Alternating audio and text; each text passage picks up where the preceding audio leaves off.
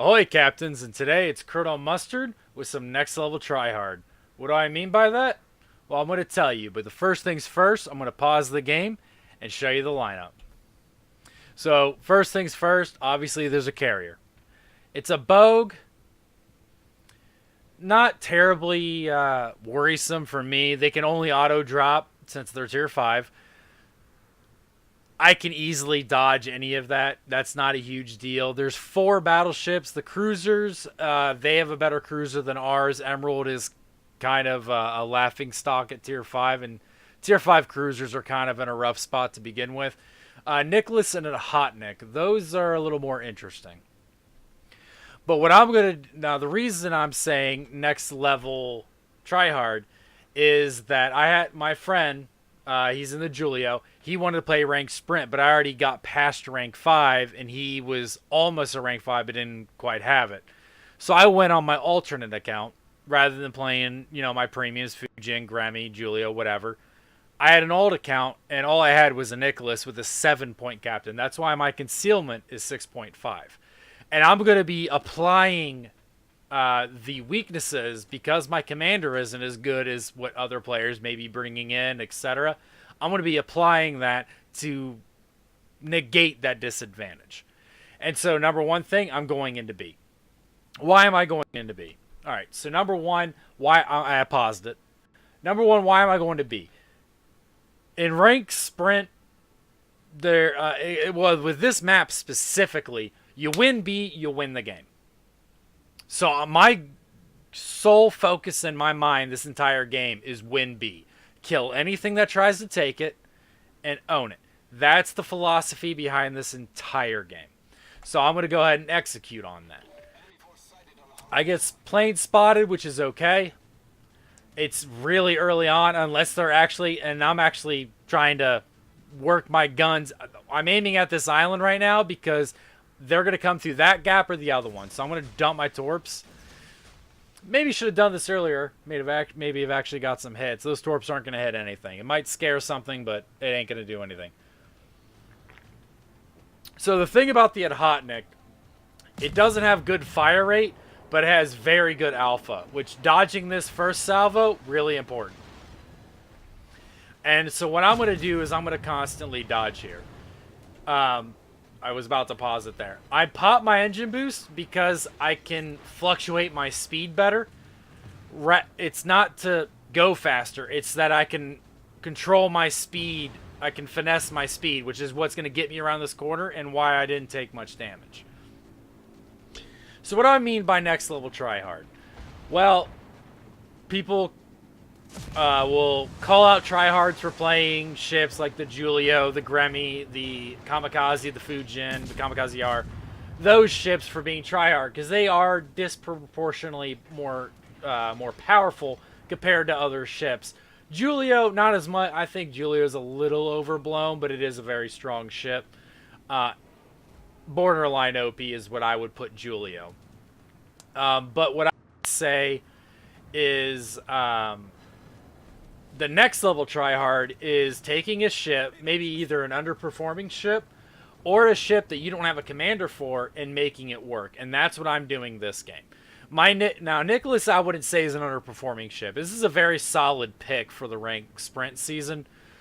The issue is I only have a 7-point commander. I have priority target, not adrenaline rush. I have last stand, and then survivability expert. That's it. I do not have concealment. So with that in mind, I want to play off islands more. I want to negate my concealment advantage against other DDs, and the fact that I'm running the A-Hull, which gives me 5 guns, gives me a DPM advantage against most destroyers, although in this game, not really. So I still want to mess with these islands. I have 6 torp launchers on each side. I want to play with that. And right now, the biggest thing I'm doing right now, and I'm going to pause it again, I am going into B. I will not leave B. I am going to say my point that I want to address the enemy team is if you want B cap, you have to kill me. I will not leave this. I'm going to be very stubborn. Now, I could farm and you'll notice a moment that's going to come up where I can farm damage on a Congo. I refuse to do it because I will not lose B. So, we're going to go ahead and open up again. If Hotnik gets spotted, I am going to take some chunk shots at him. Number one thing right now, I am within his torpedo range, which means he can't torp me. I kind of want to use that island, but I also know that just backing up is going to pull me out of the range. So I'm going to harass him for a bit. But then the Nicholas shows up. Nicholas has less health. He's an easier kill. I'm going for him. Now, I completely screw up this shot. Let's just ignore that shot. And now I'm going to extend my aim and go ham.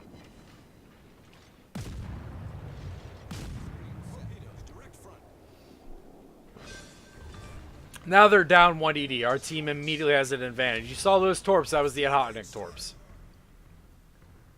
But the Hotnik is going to run away. I don't want to let this smoke screen go to waste. I thought about maybe using my torps, but then I go, okay, Hotnik isn't there yet. Let's use this smoke screen. Let's support the team and nick this Congo down.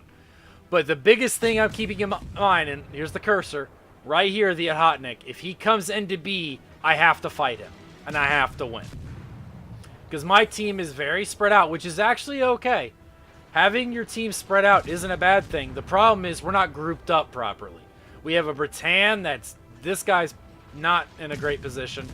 The Bogue needs to be turning north beyond right now. We don't have two flanking groups to manage this, which is why we're losing things. This guy the Podvoisky went to go attack the Bogue. That was a mistake. But anyway, so now it's even more important that I take over B. And I keep looking at that map, waiting for the Hotnik to come up behind me. I'm ready for him. I want him to come this way. And pretty soon, we're going to get eyes on him. So, with playing against my weaknesses, which my weaknesses in this case is concealment, I know where the Hotnik, okay, I know where he is now. It's ready to go and mess with some battleships. Now, notice that I'm not going full speed here. I'm looking at my smoke screen counter. That's what's most important to me right now. I need to be able to have smoke when I outright engage these guys, so I'm not going full speed. Capping C, yeah, it'd be nice. Not going to do it while they're in there. I need to delay a little bit to when I actually engage these guys, to when I actually have a smoke screen. I have enough health where I can take a salvo or two. And you'll notice that I'm curving into the island to try to delay this more. I'm spotted now. I got 12 seconds on smoke. Now this is going to be key. Iron Duke, yeah, probably a good target. But do you know what a better target is? The Congo. So he's already aware of me. Now, I'm going to go ahead and let this play, actually. I'm going to aim my torps at the Congo. I'm not going to shoot the Congo, though. He has given me no inclination that he's aware of my presence. I'm going to keep shooting the Iron Duke instead. Now, my fire chance has been absolutely abysmal this game. Just no fires at all. Now, if I shot that Congo, that may have made him aware. Oh, there's a DD here. I'm trying to get in the head of my opponents. Now, here... I'll wait for a little bit before I pause it. Now, I got torps on my left side. He's charging my smoke. So the number one thing I'm going to do is I want to rotate around without getting spotted, because Iron Duke, and I see he's firing HE. Iron Duke's HE is very, very, very, very, very hurtful. So I'm going to drop one set in case he turns to the left, to his left, and the other set I'm going to drop in case he turns right. So it looks like he's turning right. Now here's another mind game I'm going to play with him. Okay, he's gone. All right, let's see. All right, so I'm detected because I fired. The reason I fired wasn't actually to get damage. It was to make him turn toward me, thinking there's more torps coming from this side, so that he would actually take that set. Now, whether or not that actually happens, I don't know, because I kill him. So again, I'm using islands to give myself an advantage. I snuck up using the island, used my smoke screen. Now I'm a minute and 30 away from this smoke screen. But if you look at the points, we're at 960. You know, we're about to win. And it's around this point where I realize, you know what? Let's go ham. I've made my impact. I've established myself. And I'm actually kind of looking to get a double strike here because I haven't got one today.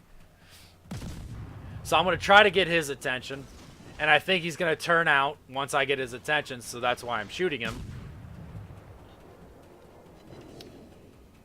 But I'm like, no, hold that in reserve. I might need it. Now at Hotnik, I do want to fight this guy. Now look at that. Do you see how much damage that did? That is why an Hotnik is scary. It's because he just... I had a huge health advantage against him, and he just flipped that with one volley. That was a very well-placed volley. And the Hotnik is a very small target. So I try to predict what that battleship's going to do. I'm trying to mess with him, the Hotnik, by throttle jockeying, but I'm not trading particularly well. He's going to smoke, but all I need to do is kill one of them. So I'm going to focus on the Hotnik. If my torps kill it, the game's over. And my torps are absolutely going to hit. I know the game's over at this point. GG. And I do have the end battle screen, so let's go to those right now. So the main takeaway that you can get from this is even though you're not running like an optimal ship or you have a suboptimal build, as long as you're aware of that, you can still make an impact. You don't have to judge based purely on what you're doing. You just have to be aware of it when you go into the battle. And as you can see, I got a 4 goal haul, almost 2k XP, and essentially, even though we had underperforming ships on the team, I was able, I took a position that maximized our chances of victory. And you can do this in any battle, not just ranked sprint. So the other thing I'm going to bring up is I am working on the next 15-word review video. I'm splitting it up into 2 parts. So I'm going to do every premium ship from 2 to 6, and then every premium ship from 7 to 10. That's what's on my docket right now. That's mainly what I'm working on. And then I do have a channel update, and I'll also be doing a giveaway on my channel update. So I'll be giving away 2 premium ships, and how and what ships they'll be, I'll discuss in that video. And as always, feel free to like, share, subscribe, follow me on Twitter. And another quick announcement, I will be streaming Wednesdays on Twitch. So I'll be, it'll be at 8 p.m. Eastern or 5 p.m. Pacific. I might start earlier, but I will be on at that time. And with that being said, I hope you guys enjoyed the video and that you have a good day.